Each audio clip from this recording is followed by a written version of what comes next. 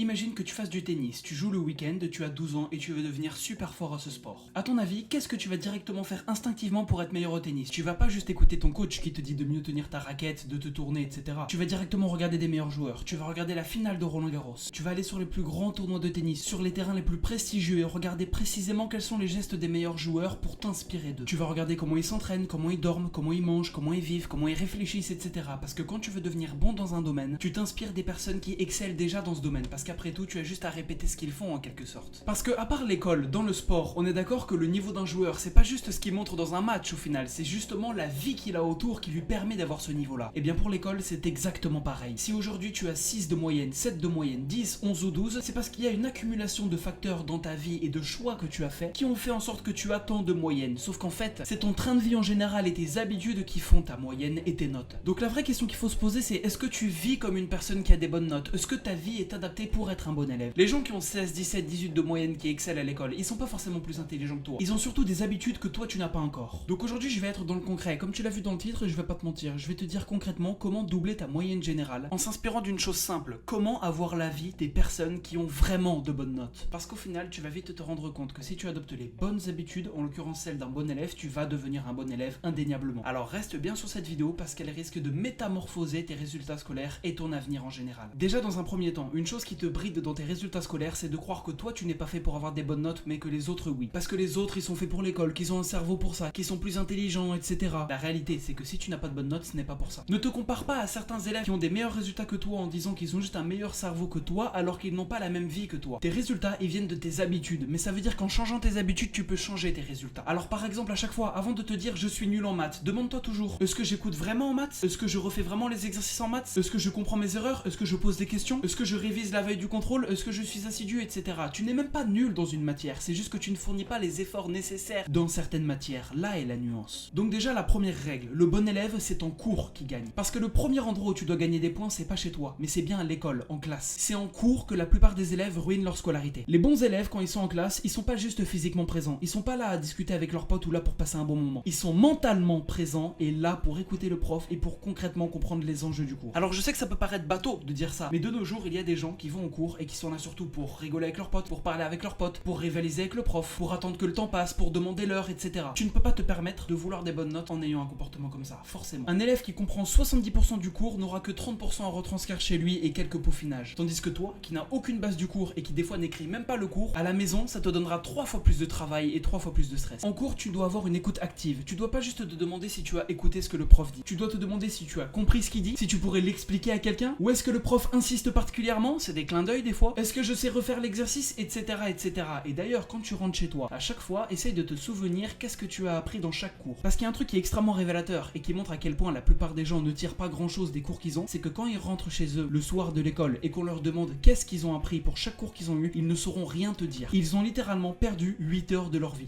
Donc en fait, le bon élève, c'est pas forcément celui qui comprend tout d'un coup, mais c'est celui qui ne laisse pas passer les incompréhensions et qui va toujours retravailler pour comprendre ce qu'il fait et ce qu'il entend. Donc prends tes responsabilités, prends ta maturité. Si tu as des potes qui te déconcentrent en cours, sépare-toi d'eux, c'est pour ton bien, c'est pour ta scolarité, mets-toi seul tout devant s'il le faut, quitte à être vu comme un intello, et je t'assure que déjà tu vas lier un lien avec le prof et tu vas comprendre son cours et les enjeux qui en découlent, et ça fait toute la différence. Ensuite, parlons des notes du cours. Arrête de tout recopier bêtement. Beaucoup d'élèves confondent écrire et apprendre. Ils écrivent beaucoup, ils surlignent beaucoup, ils ont des cahiers, des classeurs, des fiches de révision, c'est la fête, mais au final, ils ne savent pas restituer. Je pense qu'on a tous connu un mec qui avait moins de 10 de moyenne, qui avait des très mauvais résultats, mais pourtant, en cours, il réécrivait tout, il avait des fiches magnifiques, il avait une super jolie écriture, il y avait rien à dire, et pourtant, les résultats n'étaient pas là. Quand tu prends des notes, tu dois pas juste recopier bêtement ce que le prof te dit d'écrire ou alors ce que le prof dit, tu dois recopier intelligemment. Une bonne prise de notes, ça répond à 3 questions. Qu'est-ce que je dois savoir? Qu'est-ce que je dois comprendre? Et qu'est-ce que je dois savoir refaire? Tu auras toujours ces 3 choses à laquelle répondre dans tes cours. Par exemple, en histoire, tu dois repérer les dates importantes, les causes, les conséquences, les exemples, etc. En maths, tu dois repérer les formules, les méthodes et les types d'exercices. En français, tu dois repérer les procédés, les interprétations, les exemples d'analyse. Et en SVT, les définitions, les mécanismes, les schémas et les liens logiques. Et c'est là qu'on se rend compte que pour chaque matière, il y a à chaque fois des choses concrètes à apprendre pour chaque chapitre. Tu dois aller à l'essentiel, tu dois pas juste marquer tout ce qu'il y a à apprendre. Tu te doutes bien que dans ton chapitre, auquel en tout tu auras marqué sur l'entièreté de tes pages 600 000 lignes, ton cerveau ne va pas intégrer les 600 000 lignes. Et d'ailleurs, dans ton chapitre, il y a certaines infos concrètement prédisposées que tu dois apprendre. À la fin de chaque cours, tu dois te poser la question: si demain j'avais un mini contrôle sur ce que j'ai appris aujourd'hui, qu'est-ce qu'on me demanderait? Tu vois, là on retourne la chose. Tu dois comprendre qu'est-ce qu'on attend de toi. Parce que les bons élèves, ils regardent pas seulement le cours. Ils essayent de deviner quel sera le prochain contrôle en fonction de ce que le prof vous sous-entend. Alors ils se demandent comment le prof pourrait transformer ça en question, quel exercice pourrait tomber, quelles notions sont centrales, quel piège pourrait-il mettre, etc. Parce que ton prof, il a beau être gentil, il va quand même finir par te mettre un contrôle qui risque de te mettre une grosse claque si tu n'as pas appris les cours.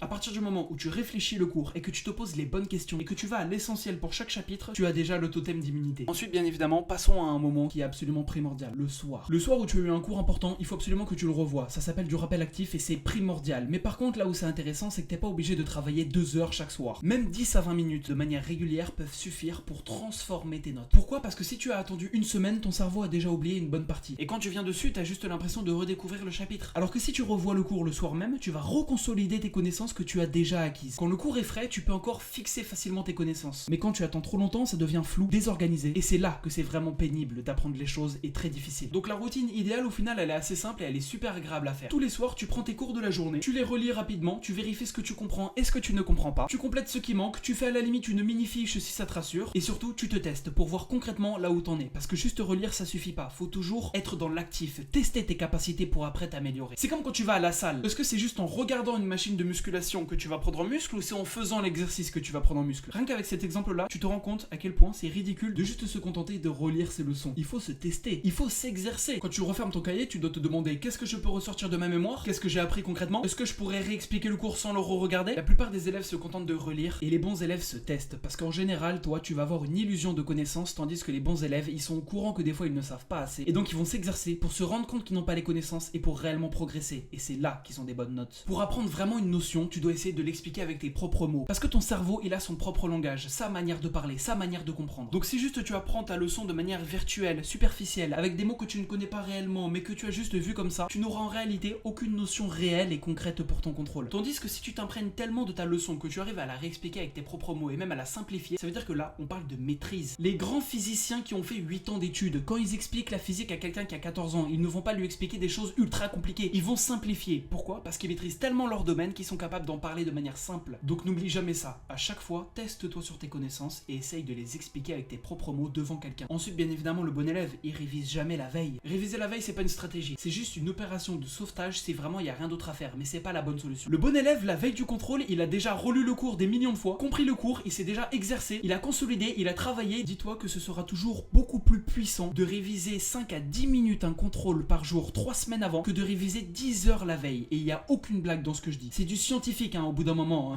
Est-ce que tu te rends compte de ce que je suis en train de dire? C'est-à-dire que si tu te prends à l'avance et que tu investis sur le long terme, au final, comme dans la bourse, c'est là que tu vas réussir. Donc encore une fois, la réussite, elle se fait à base de rappels fréquents tous les soirs, en relisant tes cours, en comprenant, en vivant tes cours au final. C'est là que tu vas concrètement avancer. Ensuite, bien évidemment, la pratique, les exercices. Comme un bon ami à moi qui faisait des études disait, la réussite scolaire, elle passe par l'encre, pas par les yeux. En gros, si tu veux vraiment comprendre ce que tu fais et maîtriser, tu dois passer par l'encre, écrire avec un stylo, passer par les exercices et non pas juste voir les leçons. Les notes, elles viennent pas seulement du fait de connaître le cours. Connaître le cours, c'est juste la première étape, c'est juste pour commencer à t'exercer. Encore une fois, si je prends le parallèle avec le tennis, c'est pas juste en prenant des leçons que tu vas gagner les matchs. C'est en prenant des leçons et après, une fois que tu as la maîtrise et la pratique, que tu vas commencer à t'entraîner en compétition pour peut-être gagner des matchs. Tu peux très bien connaître ton cours en maths et quand même te planter en exercice. Tu peux connaître ton cours en physique et quand même te planter sur la formule. Tu peux connaître ton cours d'histoire et pourtant quand même te foirer sur une question organisée, etc., etc. Donc encore une fois, à chaque fois, pose-toi la bonne question. Qu'est-ce qu'on va me demander au contrôle? Et selon ça, tu te poses les questions et les exercices qui y sont en conséquence. Et à chaque fois, tu cherches pourquoi tu t'es trompé ou pourquoi tu n'as pas réussi à faire un exercice. Et c'est ça la réussite et c'est super satisfaisant. À chaque fois, tu vas te demander où est-ce que t'as peiné. Erreur de compréhension, erreur de calcul, erreur de formule, erreur de méthode. Est-ce que t'as pas compris la leçon? Est-ce que t'as pas compris la consigne? Et rien qu'au fur et à mesure de pratiquer, tu vas avoir tellement de facilité que le jour du contrôle, t'auras juste l'impression d'être chez toi en caleçon, tranquille, en train de faire tes exercices comme d'hab et d'avoir 20 sur 20 en contrôle. Tu peux même faire un truc qui est ultra puissant. Tu peux te servir de l'IA, prendre ton chapitre où tu as bientôt un contrôle, commencer à te tester, à acquérir des connaissances. Et quand tu te sens prêt, tu demandes à ChatGPT par exemple de te faire un contrôle qui est crédible selon ta classe, ton niveau, etc. Alors tu vas lui marquer après les réponses que tu mettrais en contrôle et il va te mettre une note. Et selon les points que tu as perdus, tu vas tout simplement retravailler ça. À partir de là, tu ne peux que avoir 20 sur 20. À chaque fois donc, tu te demanderas pourquoi t'as perdu ces points, qu'est-ce qui t'a piégé, qu'est-ce que t'as pas compris, qu'est-ce que je dois retenir pour la prochaine fois, etc. Et d'ailleurs, je pense que t'as compris un truc. Au fur et à mesure de la vidéo, je te demande énormément de te remettre en question. Pourquoi? Parce que les meilleurs élèves, les meilleurs étudiants, ils se remettent énormément en question. Parce que c'est ça qui fait monter le niveau, indéniablement. Ensuite, un autre outil qui te fait énormément réussir à l'école, ce sont les contrôles. La plupart des élèves, quand ils reçoivent leur contrôle et qu'ils ont une bonne note ou pas, ils ont juste une émotion qui est positive si la note est élevée ou qui est négative si la note n'est pas élevée, et après ils rangent ce contrôle dans la pochette et ils ne voient plus le contrôle jusqu'à la fin de leur vie parce que pour eux, c'est fini. La réalité, c'est que le contrôle avec la correction du prof, c'est littéralement de l'or en fait, parce que c'est une carte de tes faiblesses. Donc tes contrôles, tu dois les garder, tu dois les analyser et tu dois regarder où est-ce que sont les erreurs. Parce qu'après pour le brevet ou pour le bac ou pour tes examens ou pour les études, c'est là que ça va se jouer. Donc tu prends ta copie et tu classes tes erreurs. Les erreurs de connaissance, ça veut dire que t'avais pas appris. Les erreurs de compréhension, ça veut dire que tu pensais comprendre mais que ce n'était pas le cas. Les erreurs de méthode, ça veut dire que tu n'avais pas assez pratiqué, etc.,